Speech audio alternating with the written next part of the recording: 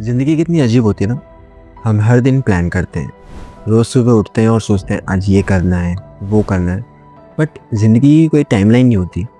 हमें बिल्कुल भी पता नहीं होता कि हमें कब कौन कहाँ छोड़कर चले जाए। ऐसे ही कुछ होता है 10 नवंबर 2025 की शाम 6:52 पर।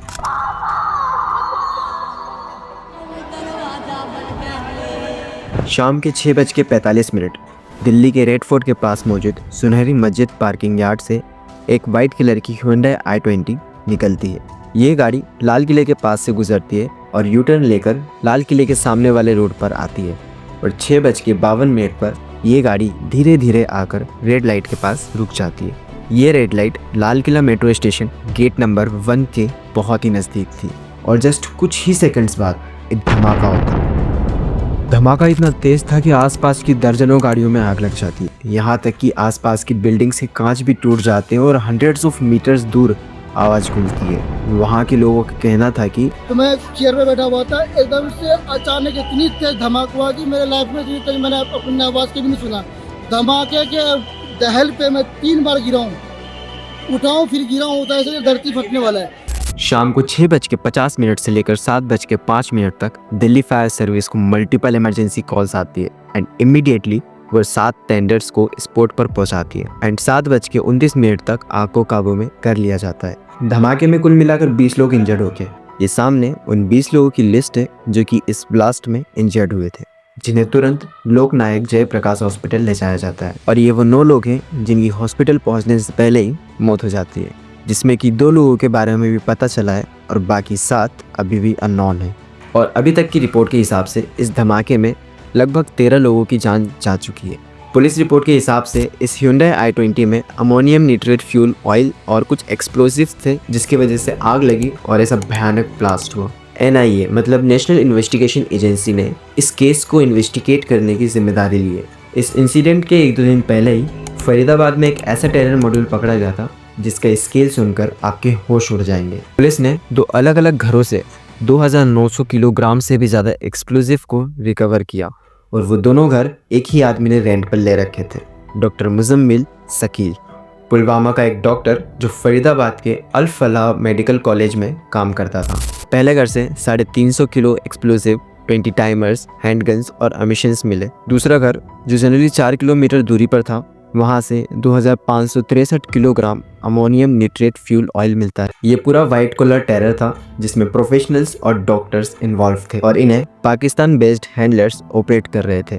शकील के इंटरोगेशन के बाद पुलिस को एक स्विफ्ट कार मिलती है जिसमें उन्हें पिस्तल और राइफल्स मिलते हैं और इस कार की ओनर एक लेडी डॉक्टर थी जिसे तुरंत अरेस्ट कर लिया जाता है। टोटल मिलाकर लगभग 7 से भी ज़्यादा लोगों को अरेस्ट किया जाता है, जिसमें प्रोफेशनल्स और डॉक्टर्स भी शामिल है। ये पूरा मॉड्यूल अगर टाइम पर नहीं पकड़ा जाता तो इसका फॉल आउट बहुत ही डेंजरस हो सकता था। दिल्ली रेड फोर्ट ब्लास्ट का main suspect doctor Umar Mohammad था, जो कि रेडिकल डॉक्टर नाम के टेलीग्राम ग्रुप का हिस्सा था, जो कि जैसे मोहम्मद से लिंक्ड था। और रिसेंटली अरेस्ट हुए 2 डॉक्टर आदिल अहमद रादर और मुजम्मिल शकील का क्लोज सपोर्टर था। इन्वेस्टिगेशन रिपोर्ट्स के हिसाब से जब उमर के कोऑर्डिनेटर्स को अरेस्ट कर लिया गया था तो उमर पैनिक में आ गया था और बहुत ज़्यादा डर गया था, जिसकी वजह से उसने अपनी Hyundai i20 में ही ब्लास्ट ट्रिगर कर दिया। CCTV फुटेज से पता चला कि उमर बादरपुर से कार लेकर आश्रम, शराई, काले खान होते हुए ITO route red fort parking yard तक पहुंचा। गाड़ी 3 घंटे तक पार्किंग यार्ड में खड़ी रही और उमर 1 मिनट के लिए भी गाड़ी से बाहर नहीं निकला और ब्लास्ट में उसी कार का यूज़ किया गया। पंपोर से पकड़े गए अमीर रशीद ने ही ये कार उमर को हैंडओवर की थी और एविडेंस के तौर पर वहाँ गाड़ी की चाबी की फोटोज भी मिली। आमिर एक प्लम्बर था और तारिक एक बैंक सिक्योरिटी गार्ड। इस केस के बेस पर PM मोदी ने डायरेक्ट स्टेटमेंट दिया कि जो भी इस ब्लास्ट के पीछे है उसे छोड़ा नहीं जाएगा। हमारी एजेंसियां इस षड्यंत्र की तह तक जाएगी। इसके पीछे के षड्यंत्रकारियों को बख्शा नहीं जाएगा। All those responsible will be brought to justice. हालांकि पुलिस ने अभी तक ये कंफर्म नहीं किया कि जो एक्सप्लोजिव फरीदाबाद से मिले थे वही एक्सप्लोजिव का कनेक्शन रेड फोर्ट ब्लास्ट से है। ब्लास्ट के बाद रेड फोर्ट के आसपास के पूरे एरिया को सील कर दिया जाता है।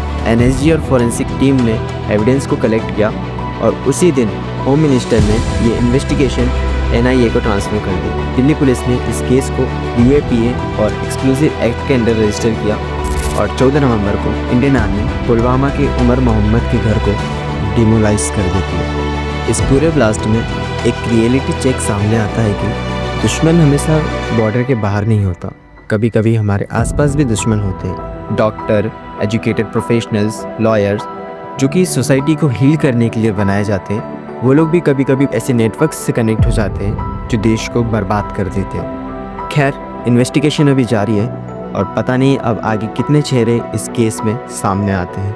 अगर आप ये इंसिडेंट सुनकर थोड़ा बहुत सैड या इमोशनल टाइप हो गए हो तो ये मौका भाई इमोशनल होने का नहीं है। अभी आप मेरी ये वाली वीडियो देख सकते हो जिससे कि आपको थोड़ी बहुत मोटिवेशन मिलेगी। मिलते हैं अगले वीडियो में, तब तक के लिए गुड बाय।